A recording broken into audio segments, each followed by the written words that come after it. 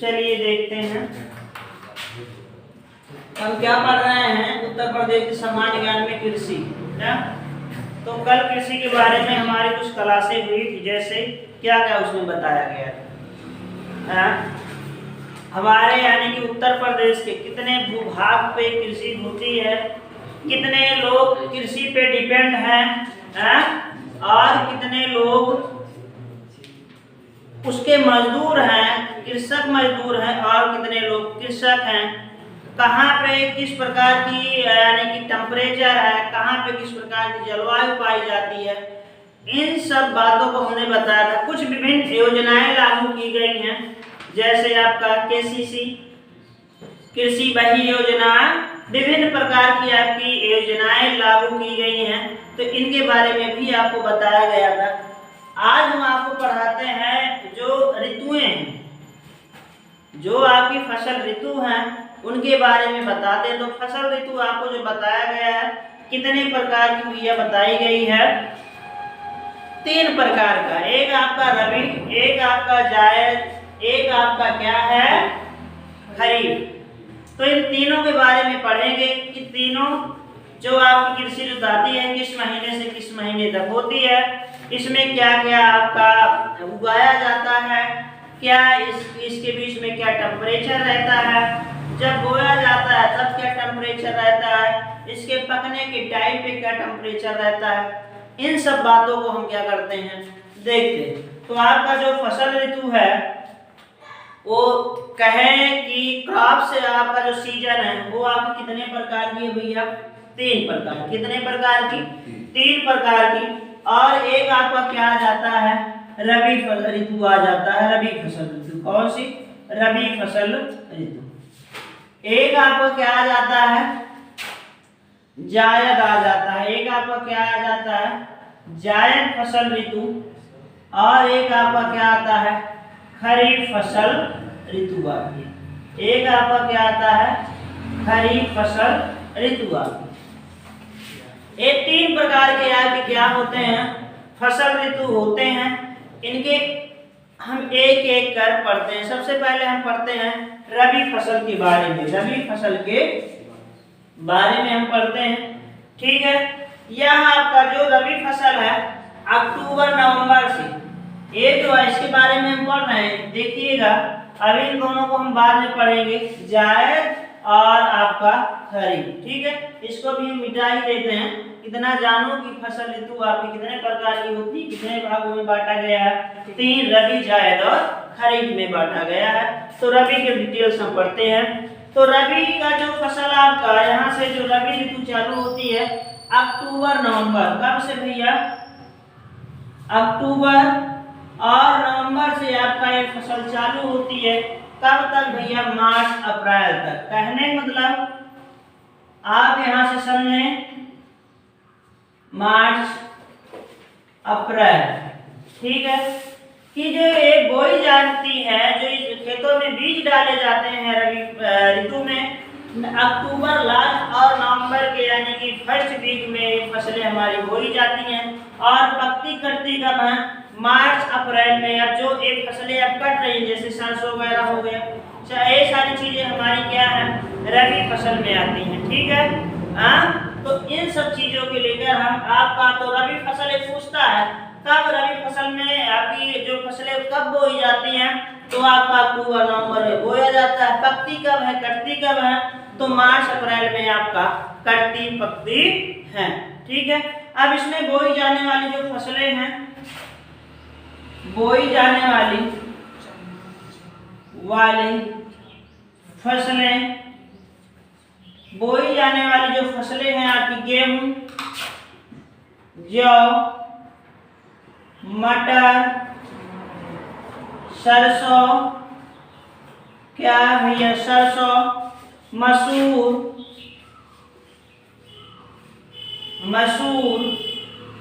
चना, आलू की भी फसल जो होती है आपकी रबी की ही फसल में आती है ना। वही तो आपका अक्टूबर नवंबर में बोया जाता है और इधर आपकी खो दी जाती है। तो चना और आपकी आलू की भी फसल इसी में लगती है। किसकी? आलू की भी फसल आपकी रबी ऋतु में ही बोई जाती है। ठीक है।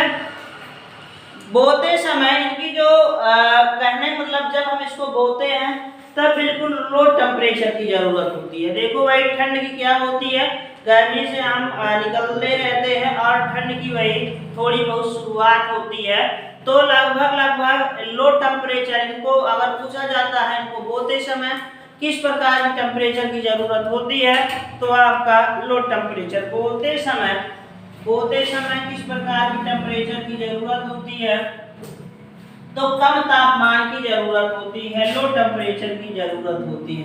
किस प्रकार टेम्परेचर की जरूरत होती है, लो टेम्परेचर की जरूरत होती है। और पकते समय ज्यादा तापमान, ठीक है, कहने मतलब हाई टेम्परेचर की क्या होती है, जरूरत होती है। तो जाहिर सी बात है इधर जब हम आते हैं मार्च अप्रैल में तो हमारी गर्मी क्या हो जाती है, इस समय जो आपका चल रहा है गर्मी आपकी शुरू हो गई है, लगभग थोड़ी बहुत हमें गर्मी महसूस होती है, टेम्परेचर आपका बढ़ गया है पीछे की अपेक्षा। ठीक है। तो बोते समय इसको लो टेम्परेचर की जरूरत होती है और पकते समय हाई टेम्परेचर की जरूरत होती है। अगर पूछा जाता है इनको कैसे प्रकाश की जरूरत होती है, तो अल्प प्रकाश की जरूरत होती है। अल्प प्रकाश मतलब जो हमें इनको धूप यानी मिलती है, तो अक्टूबर नवंबर के जैसे जैसे हमारा समय जाता है वैसे वैसे इनको क्या होती है, धूप कम मिलती जाती है। वैसे वैसे ठंड के महीने में आपका कहाँ ज्यादा धूप निकलती है, नहीं निकलती है ना, तो इनको किस प्रकार की प्रकाश की जरूरत होती है रबी फसल को, तो अल्प प्रकाश की जरूरत होती है, अल्प प्रकाश की जरूरत होती है। ऐसे फसल को उगाने के लिए किस प्रकार की फसल की जरूरत होती है, तो अल्प प्रकाश की जरूरत होती है। इसका जो मुख्य आपका उगाया जाता है सबसे ज्यादा इस रबी के फसल में क्या करते हैं हम लोग, गेहूं की खेती करते हैं। सबसे ज्यादा क्या उगाते हैं, गेहूं उगाते हैं। और जो आपका गेहूं लगभग 120 से आपका 120 दिन में हो जाता है ना, लगभग 3.5-4 महीने में आपका क्या होता है, गेहूं आपका समय लेता है। तो इतनी बात रही आपकी रबी की फसल में। रबी की फसल शुरुआत कब होती है, अक्टूबर नवंबर से मार्च अप्रैल तक। इसमें बोई जाने वाली फसलें जो है गेहूं, जौ, मटर, सरसों, मसूर, चना, आलू इत्यादि। बोते समय इनको लो टेम्परेचर की जरूरत होती है, पकते समय हाई टेम्परेचर की जरूरत होती है और इनको अल्प प्रकाश की भी जरूरत होती है, यानी कि धीमी धीमी कभी कभी यानी कि इनको धूप की जरूरत होती है। ठीक है। उसके बाद हम चलते हैं जायद फसल पे, जायद या ऋतु पे हम चलते हैं। तो हम कह सकते हैं जायद ऋतु पे, तो ये जब आपका जायद ऋतु जब ये आपका करता है बीच वाला समय, कहने मतलब जैसे गर्मी की शुरुआत होती है और बारिश के पहले कहने मतलब ये जो जायद में बोया जाता है मार्च अप्रैल में बोया जाता है और उधर जाके आपका बारिश होने से पहले लगभग जून तक ये फसलें आपकी क्या हो जाती हैं, तैयार हो जाती है। जैसे जायद में हमने कुछ फसलें बताई थी, जैसे आपका क्या है, तरबूज हो गया, खरबूज हो गया, खीरा हो गया, ककड़ी हो गया, कद्दू हो गया, लौकी हो गया, ये सब आपके किस में आते हैं, जायद में आते हैं। ठीक है। इनको अधिक टेम्परेचर की जरूरत होती है और इनको बारिश की पानी नहीं, वैसे आपको सिंचाई की तो ज्यादा जरूरत होती है, आपको इनको पानी आपको अधिक मात्रा में चाहिए, लेकिन ऐसा पानी ना चाहिए कि जल भरा रहे, क्योंकि जो फल लगते हैं अगर वो जल में ऐसा फल जो हम वो बक्सा बनवा के तो उसको फल को खेत में रखेंगे नहीं, चल भाई तो इसी में पड़ा रहे, नीचे पानी भरा रहे, ऐसा तो होगा नहीं। वो जो होगा आपका खेतों में पड़ा रहेगा, अगर उसमें जल भरा होगा तो जो फल लगे रहेंगे उनको सड़ने की डर रहती है, इसीलिए बारिश से पहले फल तैयार होके यानी कि कट जाते हैं। ठीक है। तो जायद की फसलें, तो जायद की फसलें जो आपकी शुरू होती है मार्च अप्रैल में शुरू होती है। कब शुरू होती है, मार्च अप्रैल में ये फसलें आपकी शुरू होती है। मार्च अप्रैल में ये फसलें आपकी क्या होती हैं, शुरू होती हैं। और अगर तीनों ऋतु में देखा जाए तो सबसे कम ऋतु यानी कि इस ऋतु में सबसे कम समय में फसल आपकी तैयार होती है। जैसे खीरा वगैरह आपने देखो इस समय सबके खीरा बो दिए गए होंगे, लगा दिए होंगे, अब यही 1-2 महीने में उधर आपके मई लास्ट में जून में आपके यानी कि तैयार हो जाएगी। खीरा जो है अधिक मात्रा में मार्केट में आ जाता है ना। तो ये जायद ऋतु जो है इनमें जो फसलें बोई जाती हैं कब से शुरुआत होती है, मार्च और अप्रैल के महीने में क्या हो जाती है और मई जून तक ये क्या करती है आपकी चलती रहती है। ठीक है, लास्ट मई और हम क्या कह सकते हैं, जून कहते हैं। क्या कहते हैं, जून कहते हैं। ठीक है, इसमें क्या होता है ये फसलें आपकी कम समय में तैयार हो जाती हैं। कम समय में इसकी खासियत है कम समय में तैयार हो जाती हैं। अधिक तापमान की जरूरत होती है, अधिक तापमान की जरूरत होती है, अच्छी सिंचाई की जरूरत होती है। इसमें पानी आपको समय समय पर ज्यादा से ज्यादा दूसरे या तीसरे दिन आपको इन फसलों को जरूर पानी देना पड़ता है। अच्छी सिंचाई और तेज धूप की भी जरूरत होती है, तेज धूप की भी जरूरत है। प्रमुख फसलें इसमें जो लगाई बोई जाती हैं, प्रमुख फसलें हमने आपको बताया। ठीक है, तरबूजा आपका हो जाता है, तरबूज, खरबूज, ठीक है, लौकी, कद्दू, लौकी, कद्दू, खीरा आपके, और ये आपके मूंग और आपका उड़द। ये दो ऐसी फसलें हैं मूंग और उड़द, ये आपका इधर भी बोया जाता है और आपके देखो उड़द वगैरह कुछ बारिश में भी बोई जाती हैं। तो ये दो फसलें आपकी कॉमन होती हैं। ठीक भैया, पीछे कहाँ लगे हुआ, ये हमने बताया जो जायद की फसलें होती हैं, तरबूज, खरबूज, लौकी, कद्दू, खीरा, मूंग, उड़द। मूंग उड़द जो आपकी कॉमन फसलें हैं किसकी, खरीफ में भी इसको देखा जाता है और जायद में भी। देखो इस समय उड़द मूंग वगैरह बोया जाता है ना, और उस समय बारिश में भी आपका क्या होता है उड़द यानी कि आपका बोया जाता है। तो ये आपका उड़द और मूंग आपका किन फसल ऋतु के बीच का कॉमन होता है, तो आपका खरीफ और जायद में ये दोनों फसलें आपको दोनों देखने को मिलती हैं। तो आपका मूंग और उड़द आपका कॉमन है। ठीक भैया, ये दोनों आपकी क्या होती हैं, कॉमन होती हैं। बातें आ रही समझ में ना। तो ये इतनी चीजें, तो इसमें जायद ऋतु में मार्च अप्रैल से शुरू होती है, मई लास्ट और जून में ये फसलें इकट्ठी पकती हैं, तैयार हो जाती हैं। कम समय, इसका खासियत कम समय में तैयार हो जाते हैं। अधिक तापमान की जरूरत होती है, अच्छी सिंचाई और तेज धूप की इनको जरूरत होती है। इनमें जो प्रमुख इनके फसलें आती हैं तरबूज, अच्छा कौन बता सकता है तरबूज और खरबूज में अंतर बता सकते हो दीपक? कैसे होता है बताओ, अलग कैसे होता है, कुछ ऐसे डिफरेंस बताओ।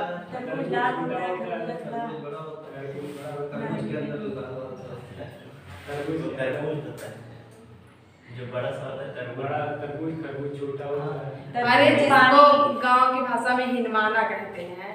हिंदवाना अलग होता होगा? नहीं भाई, नहीं अलग नहीं होता, बच्ची मेरी बात मान। हिंदवाना जो होता है वो सफेद रहता है ना, नहीं होता है अलग सर, उसे गांव में सब वही कहते हैं। अच्छा हाँ उसे, चलिए ठीक है, समझ लेगा। तो ये आपकी प्रमुख फसलें जो हैं तरबूज, खरबूज, लौकी, कद्दू, खीरा और आपका क्या है मूंग, आपका उड़द। ठीक भैया, एक मूंग और उड़द आपका क्या आता है, कॉमन आता है। क्या आता है भैया, इसमें कॉमन आता है। किसमें कॉमन आपका होता है, तो खरीफ और आपका जायद की आपकी कॉमन है आपकी फसलें होती है। ठीक है, इसके आगे चलते हैं। हमारा क्या है आपकी बात, खरीफ आपका क्या होगा, फसल ऋतु होगा।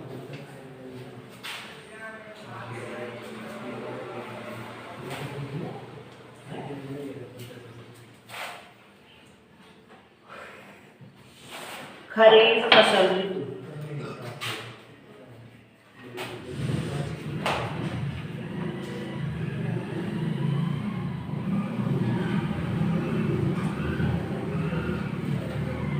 खरीफ फसल ऋतु। इसमें देखते हैं ये जो आपका भैया शुरू होता है जून जुलाई। कब से भैया? जून जुलाई से शुरू होता है और जाके कहाँ पे? अक्टूबर। कब तक ये होता है? अक्टूबर तक ये फसलें पक जाती हैं, पक करे कटने लगती हैं। तो खरीफ फसल ऋतु जो खरीफ ऋतु में फसलें बोई जाती हैं जून जुलाई में। जैसे कि देखो धान की रोपाई जो होती है ना, तो लगभग जो उसकी बेरन धान की होती है कब डाल दी जाती है? जून में आपका फर्स्ट वीक में डाल दिया जाता है और जुलाई में इसकी क्या लास्ट जून या फर्स्ट वीक जुलाई में इसकी रोपाई होने लगती है ना, और ये जाके लास्ट अक्टूबर नवंबर में ये आपका पक्के आपका कटने लगता है। तो जो इसी ऋतु में बोई जाती हैं ये जो आपकी खरीफ ऋतु में फसलें बोई जाएंगी, ये आपका जून जुलाई में बोया जाएगा और अक्टूबर में फसलें क्या होती हैं? पकने लगती हैं। अक्टूबर में क्या होती हैं? फसलें पकने लगती हैं। इनको भी या अधिक सिंचाई की इनको भी जरूरत होती है। अधिक सिंचाई की जरूरत होती है। उच्च तापमान की जरूरत होती है। किसकी जरूरत होती है? उच्च तापमान की जरूरत होती है। और जो फसल इसमें जो आपका उगाया जाता है फसल कौन कौन से? जैसे आपका क्या है प्रमुख, तो आपका क्या है? धान, मक्का, ज्वार,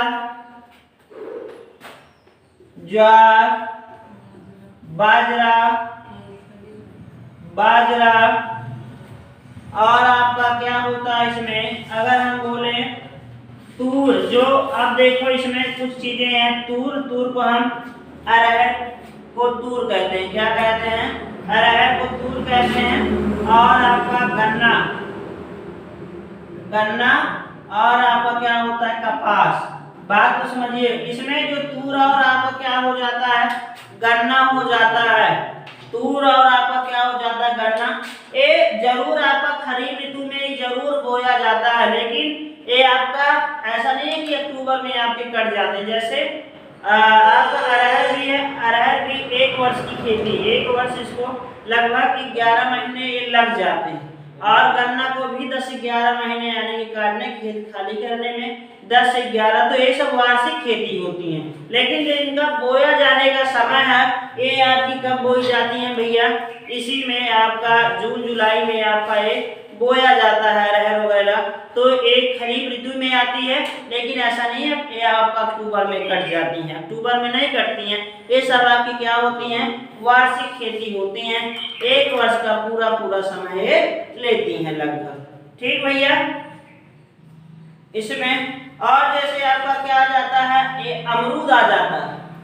कोई अमरूद देखो आपके कुछ उधर भी ठंड में भी अमरूद होते हैं, इधर आपके गर्मी में देखो ठंड के अपेक्षा बारिश में तो सबसे ज्यादा अमरूद लगते हैं ना, और ठंड में आपके कम अमरूद लगते हैं, लेकिन दोनों ऋतुओं में पाए जाते हैं। तो कहने मतलब रबी और खरीफ में दोनों में अमरूद पाया जाता है। तो जो अमरूद आपका होता है, अमरूद आपका जो होता है वो रबी और खरीफ का क्या होता है भैया? रबी और खरीफ का कॉमन ये आपका अमरूद होता है। दोनों ऋतुओं में आपको अमरूद देखने को मिलता है। ठीक है, दोनों में आपको क्या देखने को मिलता है? अमरूद देखने को मिलता है।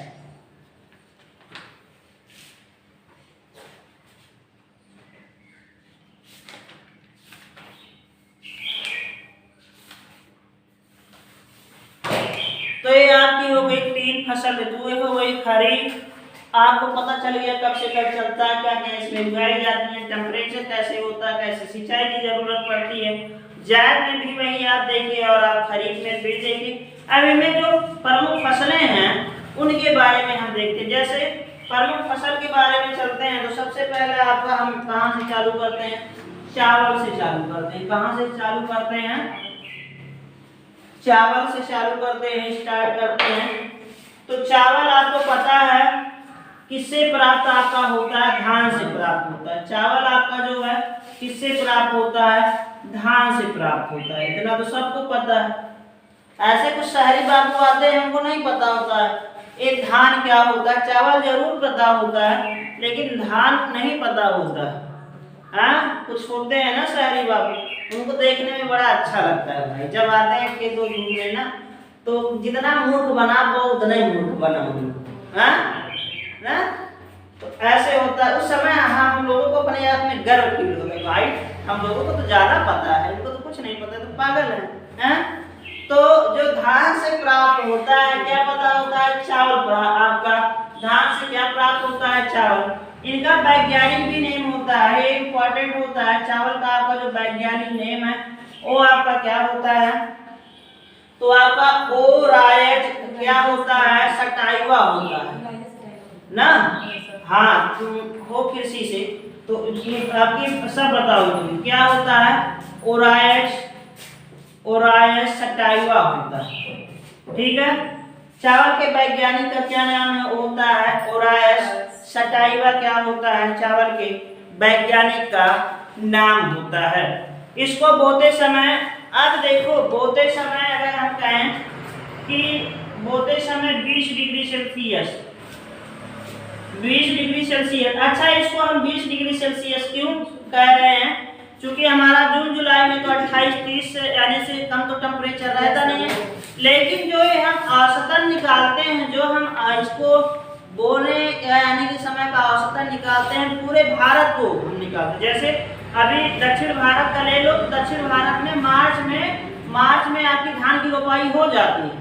यानी कि जिस क्षेत्र में आपके अधिकांश चावल की खेती की जाती है, धान की खेती की जाती है, उन क्षेत्र को लेकर हम क्या करते हैं? औसतन टेम्परेचर निकालते हैं। तो इस हिसाब से हमारा जो निकाला गया है, बोते समय जो धान को बोते समय यानी कि इनका टेम्परेचर कितना जो औसतन निकाला गया है, जो पेपर की दृष्टि से होगा वो 20 डिग्री सेल्सियस होगा। नहीं तो हम तो आपका वही जून जुलाई में, लेकिन जहाँ पे ज्यादा चावल की खेती की जाती है, जैसे आपका वेस्ट बंगाल हो गया, ये सब वेस्ट बंगाल वगैरह में आपकी चावल की खेती 2-3 बार की जाती है। अपने यहाँ एक ही बार। तो उन जो दक्षिण भारत का वहाँ पे मार्च वगैरह में आपकी धान की रोपाई हो जाती है, और मार्च वगैरह में आपका टेम्परेचर ही होता है। तो अधिकांश जहाँ पे इनकी खेती की जाती है, उन क्षेत्रों के हिसाब से इनका औसतन टेम्परेचर बोए जाने का निकाला गया है। तो जब ये बोते समय इनका जो टेम्परेचर होना चाहिए, औसतन कितना होना चाहिए? 20 डिग्री सेल्सियस। और पकते समय तो कुछ ठंड शुरू हो जाती है, 27 डिग्री सेल्सियस। क्या होता है? 27 डिग्री सेल्सियस होता है। कितना होता है? 27 डिग्री सेल्सियस। इनको पानी की ज्यादा जरूरत होती है, अधिक सिंचाई की जरूरत होती है, अधिक सिंचाई की जरूरत होती है। अधिक सिंचाई क्या होती है? जरूरत होती है। और इनको वर्षा, अगर अधिक सिंचाई की जरूरत होती है तो वर्षा कितनी होनी चाहिए इस यानी कि एरिया में? 100 सेंटीमीटर से 200 सेंटीमीटर तक वर्षा होनी चाहिए। ठीक है, जिस क्षेत्र में धान की खेती होती है, चावल की खेती की जाती है, वहां पे वर्षा आपके 100 सेंटीमीटर से 200 सेंटीमीटर तक वर्षा होनी चाहिए। ठीक है, एक इस मिट्टी में एक चावल की खेती, धान की खेती की जाती है, तो चिकनी मिट्टी, या हम इसको क्या बोल सकते हैं? कछारी, या और क्या बोल सकते हैं?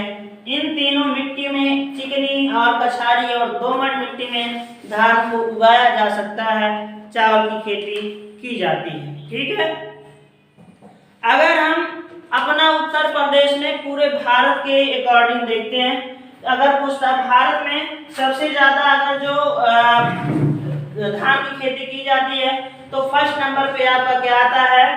वेस्ट बंगाल आता है, पश्चिम बंगाल आता है। सेकंड नंबर पे आपका क्या होता है? यूपी होता है। और थर्ड नंबर पे आपका क्या होता है? पंजाब होता है। क्या होता है? पंजाब होता है। तो फर्स्ट नंबर पे जो इसकी रैंकिंग होती है, फर्स्ट नंबर पे आपका क्या होता है? वेस्ट बंगाल होता है। सेकंड नंबर पे आपका क्या होता है? यूपी होता है। और थर्ड नंबर पे किसका होता है? पंजाब का होता है। किसका होता है? पंजाब का होता है। बातें आ रही समझ में ना? तो यहाँ से, लेकिन अगर ये तो पूछ लिया कि सबसे ज्यादा यानी कि भारत में जो आपका वेस्ट बंगाल, अपना यूपी जो आता है दूसरे नंबर पे आता है, अपना यूपी जो आता है दूसरे नंबर पे, तीसरे नंबर पे आपका क्या आता है, पंजाब आता है, तीसरे नंबर पे आपका क्या आता है, पंजाब आता है। आप यहाँ से बात समझेंगे, लेकिन अगर पेड़ यानी कि उत्पादन के आधार पे करता है, जो अगर एक पेड़ के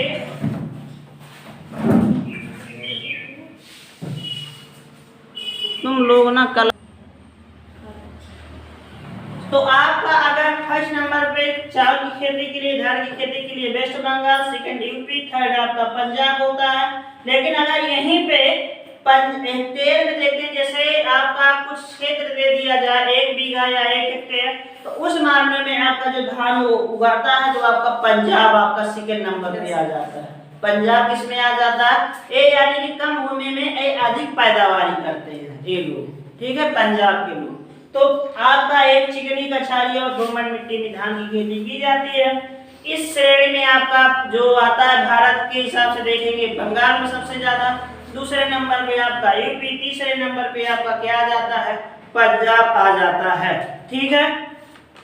अगर हम यूपी में देखते हैं, यूपी में सबसे ज्यादा किस जिले में धान की खेती की जाती है, चावल की खेती की जाती है, तो आपका क्या आ जाता है, आजमगढ़।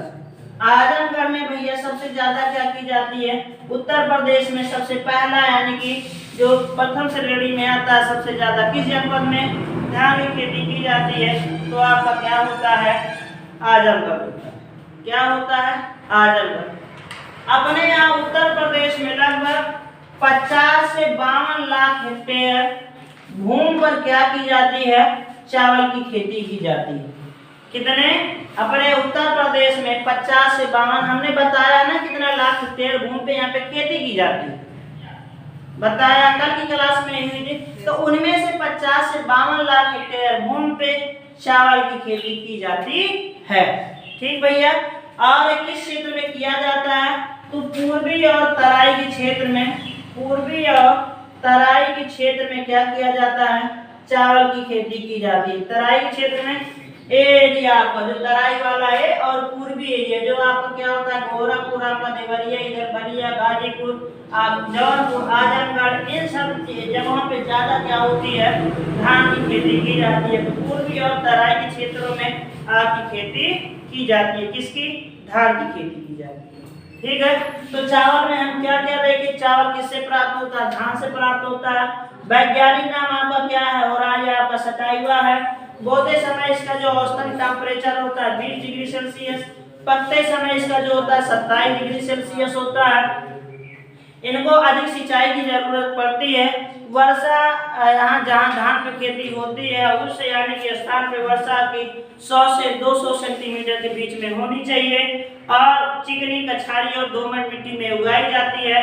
आपका भारत के हिसाब से देखिए तो पहले नंबर पे आपका बंगाल, दूसरे नंबर पे आपका अपना यूपी, तीसरे नंबर पे आपका पंजाब आता है। अगर उत्तर प्रदेश में देखते हैं, सबसे ज्यादा जो चावल उगाया जाता है आजमगढ़ में उगाया जाता है। 50 से 52 लाख हेक्टेयर भूमि पे उत्तर प्रदेश में धान की खेती की जाती है। पूर्वी तराई क्षेत्रों में धान की खेती की जाती है। ये रहा आपका चावल, ठीक भैया, बातें आ रही समझ में ना।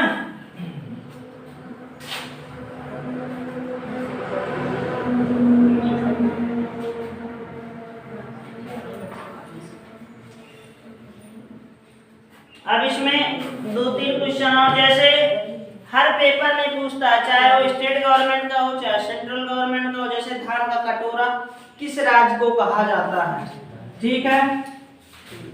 धान का कटोरा किस राज्य को कहा जाता है, तो छत्तीसगढ़ को क्या कहा जाता है, धान का कटोरा कहा जाता है। किसको कहा जाता है, छत्तीसगढ़ को क्या कहा जाता है, धान का कटोरा कहा जाता है। राष्ट्रीय चावल अनुसंधान केंद्र, ये भी पूछा जाता है हर पेपर में, चाहे वो सेंट्रल का हो चाहे वो आपका स्टेट का हो। राष्ट्रीय चावल आपका अनुसंधान केंद्र, चावल अनुसंधान केंद्र आपका कहाँ है, कटक। और कटक कहाँ है, उड़ीसा में। उड़ीसा की कैपिटल क्या है, भुवनेश्वर है। क्या है, भुवनेश्वर है, ठीक है। अंतरराष्ट्रीय चावल अनुसंधान केंद्र पूछता है, अंतरराष्ट्रीय चावल अनुसंधान केंद्र पूछता है तो आपका क्या हो जाता है, मनीला हो जाता है। क्या हो जाता है, मनीला, जो कि क्या है, फिलीपींस की कैपिटल है ना, तो फिलीपींस की कैपिटल मनीला। अंतरराष्ट्रीय चावल अनुसंधान केंद्र आपका पूछेगा तो आपका मनीला, फिलीपींस। राष्ट्रीय चावल अनुसंधान केंद्र पूछेगा तो आपका क्या होता है, कटक, जो कि उड़ीसा में है, ठीक है। और आपका धान का कटोरा किस राज्य को कहा जाता है, छत्तीसगढ़ को कहा जाता है। बातें आ गई समझ में। तो ये रहा धान की, आपकी चावल के बारे में। आगे चलते हैं, दूसरे नंबर पे आपका आता है गेहूं।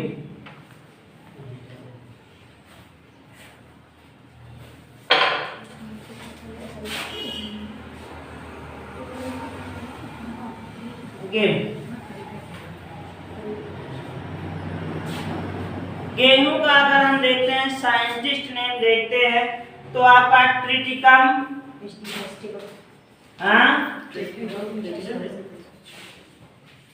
ट्रिटिकम एस्टिबम होगा ना,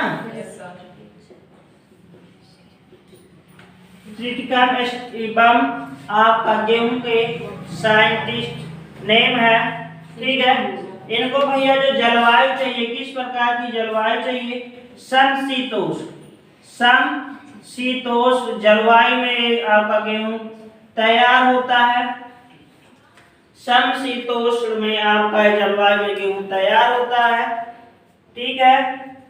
ये आपका 90 से 100 लाख हेक्टेयर, 90 से 100 लाख हेक्टेयर भूमि पर हम क्या करते हैं, गेहूं की खेती करते हैं, ठीक है। 90 से 100 लाख हेक्टेयर भूमि पे हम क्या करते हैं, कृषि। जो उत्तर प्रदेश की जो भूमि है उसका 24% भूभाग पर, 24% भूमि पर क्या उगाया जाता है, गेहूं उगाया जाता है।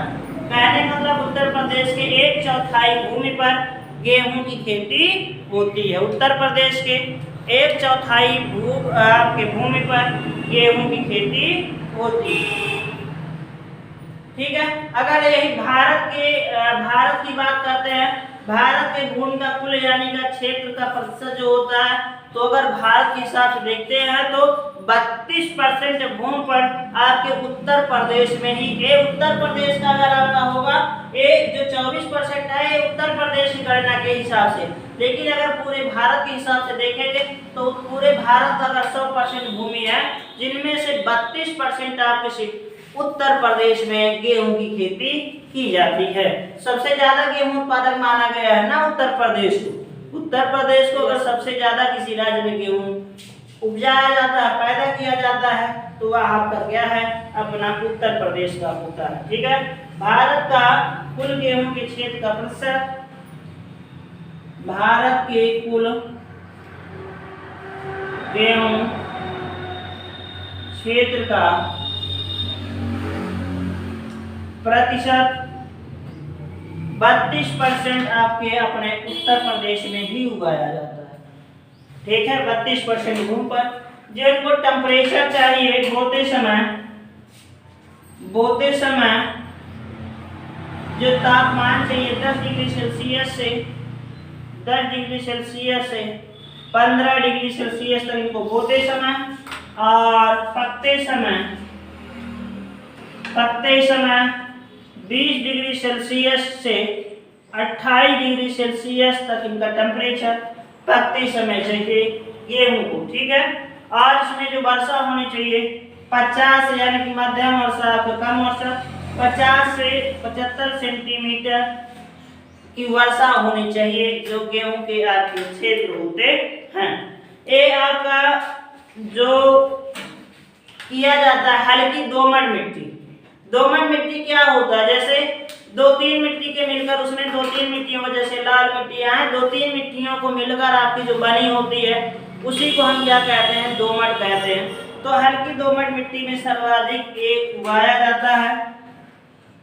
हल्की दोमट मिट्टी यानी कि इसमें लाल मिट्टी हो, हल्की बलुई मिट्टी हो, 2-3 किस्म की आपकी अगर जो मिट्टी मिली होती है एक में, उसी को हम क्या कहते हैं, दोमट मिट्टी के नाम से जानते हैं। किस नाम से जानते हैं? दोमट मिट्टी के नाम से जानते हैं।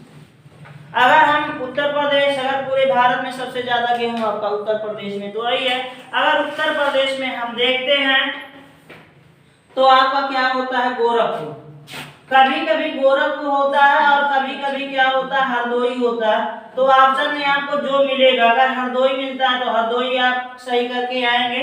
अगर आपका गोरखपुर होता है तो आप क्या करके आएंगे, गोरखपुर आपका क्या होगा। ठीक है, तो यूपी में अगर आपका फर्स्ट होगा तो फर्स्ट आपका क्या है, आपका यूपी है। ठीक है, पूरे उत्तर प्रदेश में। और उत्तर प्रदेश में अगर फर्स्ट पे है तो आपका क्या है, गोरखपुर में, गोरखपुर हरदोई है। अगर इसको औसतन देखा गया है, औसतन अगर कोई है तो आपका पंजाब इसमें भी फर्स्ट पे आता है। अगर एवरेज देखा गया है तेल के तो आपका क्या होता है, पंजाब आपका सबसे ज्यादा औसतन में आपका आता है गेहूं उत्पादक में। अगर औसत नहीं लगाता है, वैसे पूछता है तो आपका उत्तर प्रदेश हुआ। ठीक है, उत्तर प्रदेश में सबसे ज्यादा गेहूं कहाँ उगाया जाता है, तो आपका गोरखपुर और हरदोई। अगर दोनों आगे पीछे चलते रहते हैं हमेशा, कभी गोरखपुर में तो कभी हरदोई में, तो आपको दोनों में जो भी आपको ऑप्शन में मिलेगा वो आप सही कर सकते हैं। आई बात समझ में? पूरे भारत में यूपी में होता है। हाँ, लेकिन औसतन अगर देखा जाएगा, जो अगर उगाया जो जाता है कम क्षेत्रों में, वो आपका क्या होता है, पंजाब होता है। क्या होता है, पंजाब।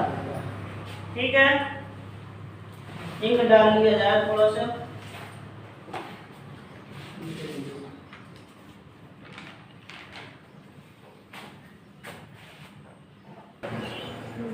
चलिए, तो आपका चावल हो गया, गेहूं हो गया, तीसरा आपका क्या है, जौ। जौ को क्या कहते हैं, बरली बोलते हैं ना। हाँ, बरली बोलते हैं। जौ को अंग्रेजी में क्या बोलते हैं, ठीक है, बरली बोलते हैं। चलिए देखिए, जो किया जाता है, किस प्रकार से जलवायु में उत्पादन किया जाता है, समशीतोष्ण कटिबंधीय जलवायु में। किस प्रकार, समशीतोष्ण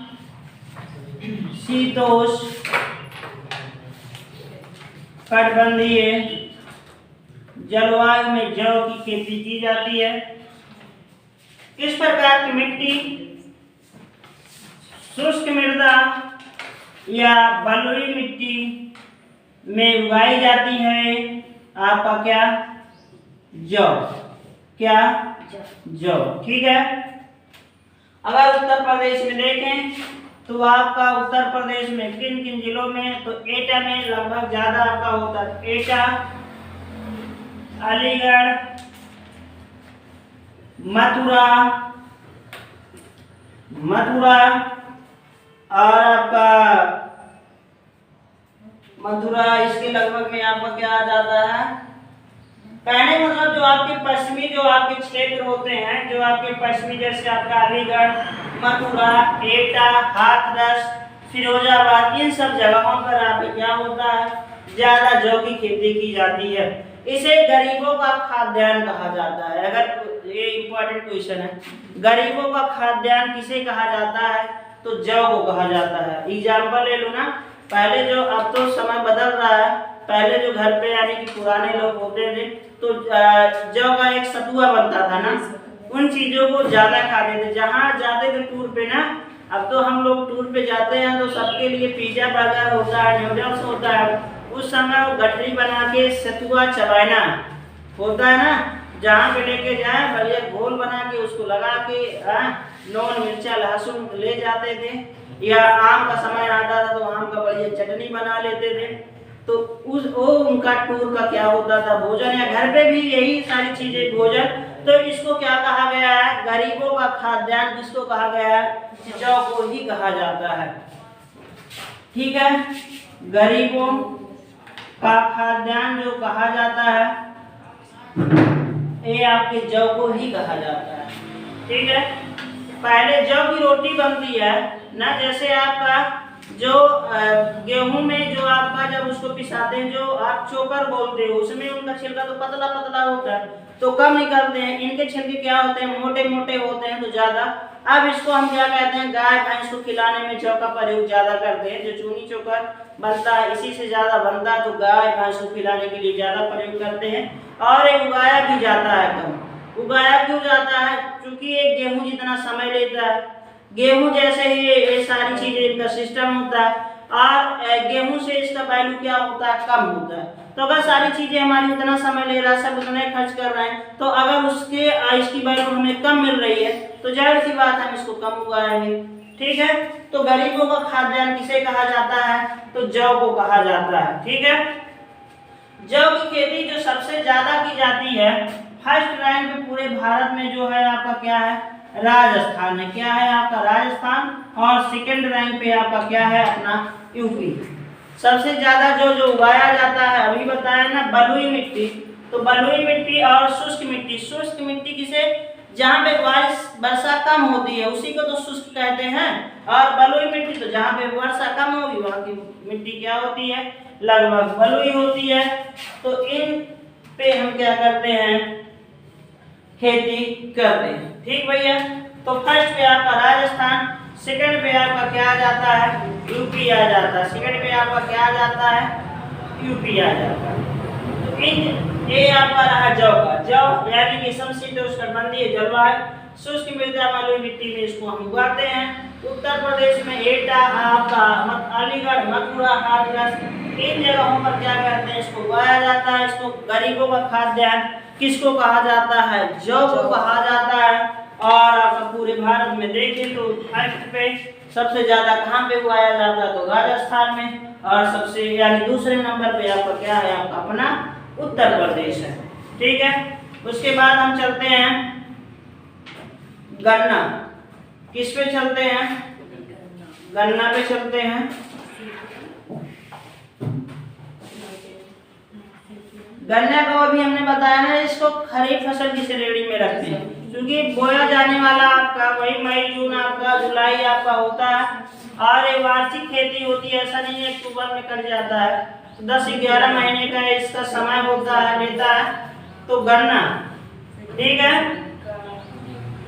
भारत का अगर पूछता है किसी भी पेपर में, जीके का क्वेश्चन बनता है, यही नहीं भारत का पूरा बनता है कि भारत में सबसे ज्यादा किस राज्य में गन्ना उगाया जाता है, तो आपका अपना उत्तर प्रदेश होता है। दूसरे नंबर पे आपका क्या होता है, महाराष्ट्र होता है।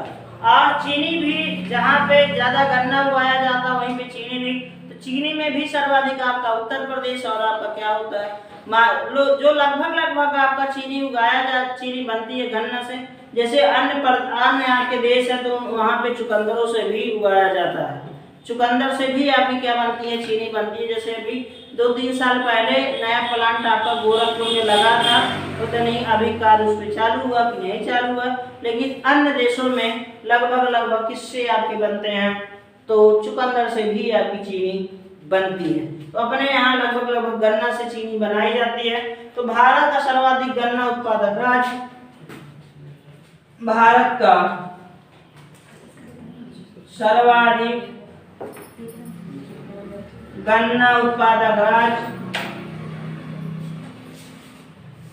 गन्ना उत्पादक राज्य आपका क्या होता है, उत्तर प्रदेश होता है। उत्तर प्रदेश। सेकंड नंबर पे आपका क्या होता है, महाराष्ट्र होता है। क्या होता है, महाराष्ट्र होता है। ठीक है, और यही दोनों चीनी के उत्पादक में भी आपके फर्स्ट और सेकंड पे आते हैं। अभी उत्तर प्रदेश का देखें तो ये मुजफ्फरनगर, सहारनपुर का एरिया में ज्यादा आपकी गन्ना की खेती की जाती है।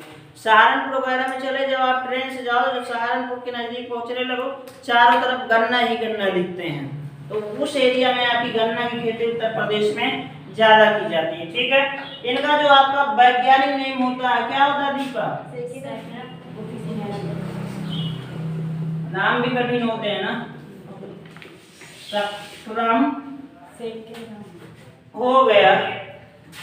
और आपका क्या होता है, ऑफिसिनेरम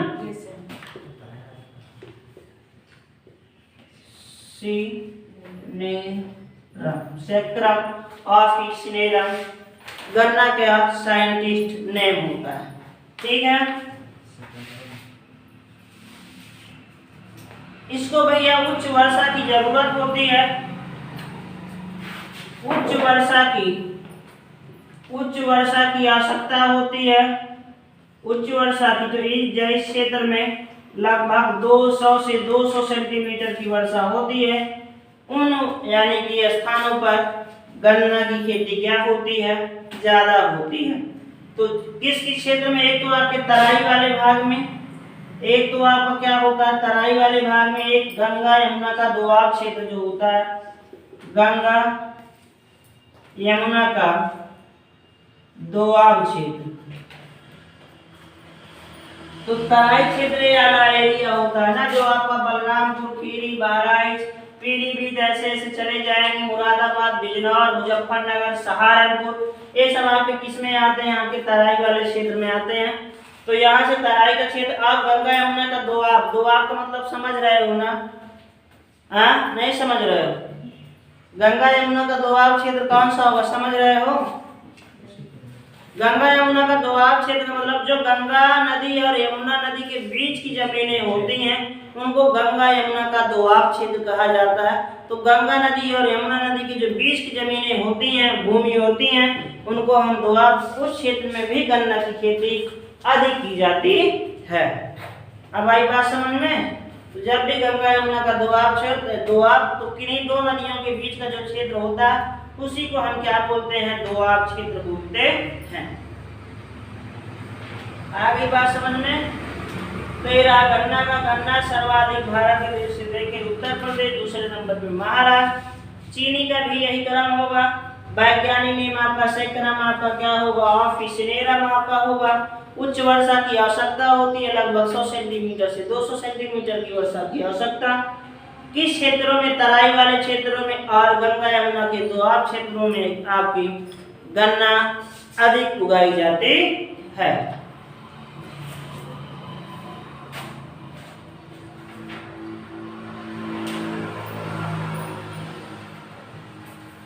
उसके बाद हम देखते हैं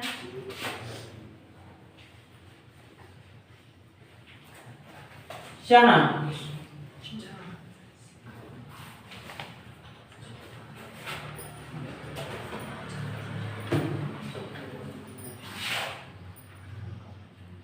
चना जो उगाया जाता है बुंदेलखंड, जो आपका बुंदेलखंड क्षेत्र होता है, बुंदेलखंड क्षेत्र किसमें पड़ता है, पठारी क्षेत्र में ना। तो आपका यहाँ पे सर्वाधिक चना उगाई जाती है। इनको जो वर्षा, बिल्कुल कम वर्षा की जरूरत होती है। ये चना किसमें आता है, आपका रबी फसल में आता है ना। तो रबी फसल में बिल्कुल कम वर्षा जो 30 से 50 सेंटीमीटर के बीच में जहाँ पे वर्षा होती है वहाँ पे क्या की जाती है, चना की खेती ज्यादा की जाती है। तापमान 15 से 25 डिग्री सेल्सियस, तापमान 15 डिग्री सेल्सियस से 25 डिग्री सेल्सियस के बीच होना चाहिए। ठीक है, और इनका जो वैज्ञानिक नेम होता है क्या होता, दीपा? वैज्ञानिक नेम जो आपका होता है साइसर एरिटिनम होता है। साइसर एरिटिनम होता है। साइसर एरिटिनम चना का साइंटिस्ट नेम होता है।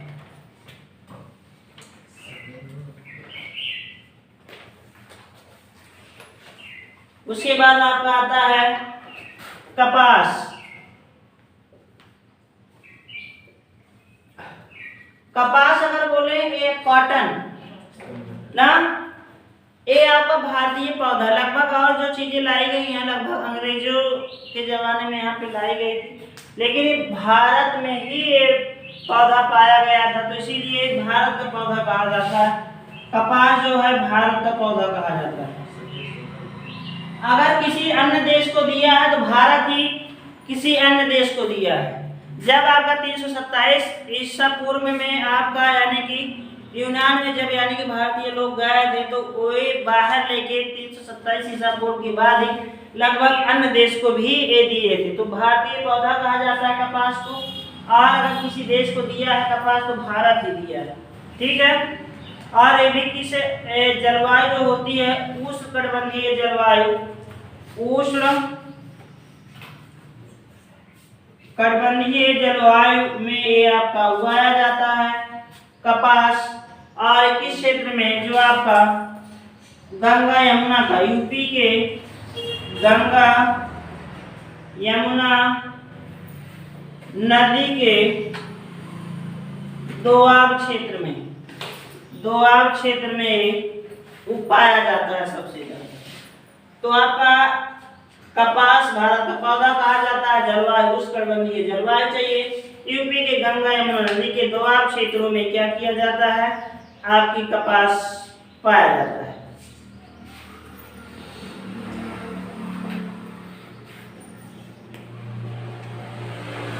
उसके बाद आपका आता है चाय। हाँ, चाय क्या आता है, चाय। हाँ हाँ वही भाई।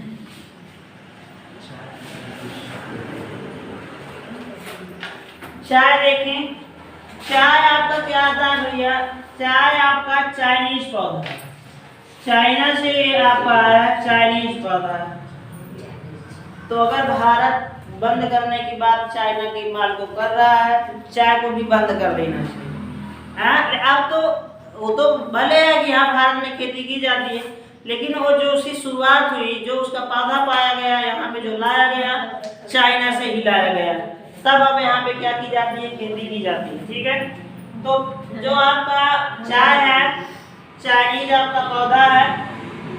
वैज्ञानिक नाम, वैज्ञानिक जो इसका नाम है आपका क्या है, क्रेमेलिया थिया। क्रेमेलिया थिया, चाय के वैज्ञानिक का नाम क्रेमेलिया थिया, चाय का वैज्ञानिक नाम। वैज्ञानिक नाम आपका हर एग्जाम में पूछता है, चाहे वो आपका सेंट्रल गवर्नमेंट के एग्जाम हो, चाहे आपके स्टेट गवर्नमेंट के। ऐसा नहीं कि यूपी जी के आपका स्पेशल यूपी पढ़ रहे हो तो आपका बाहर ये साइंटिस्ट नेम आपके बाहर के भी आपके जैसे रेलवे वगैरह की परीक्षा होगी, एसएससी वगैरह की परीक्षा हो गए, तो रेलवे में लगभग एक साइंटिस्ट नेम तो जरूर पूछा गया। अभी तक जो देखने को मिला है रेलवे में भी एक साइंटिस्ट नेम आपका जरूर पूछता है।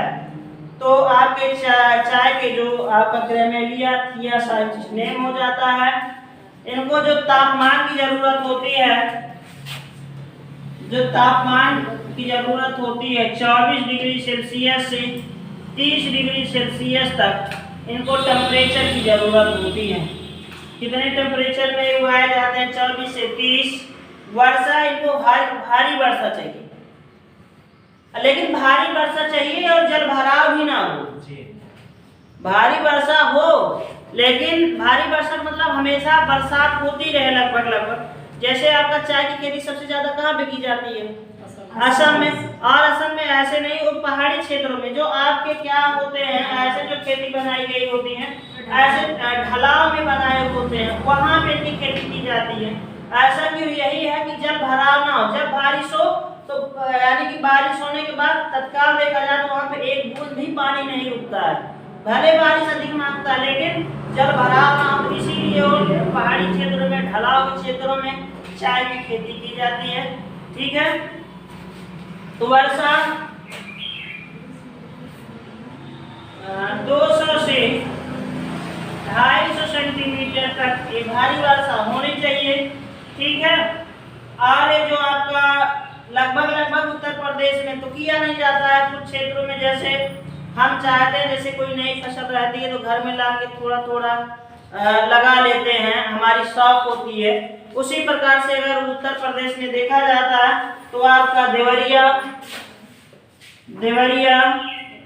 सिद्धार्थनगर, पीलीभीत, इन जगहों पे थोड़ा बहुत आपको देखने को मिलता है।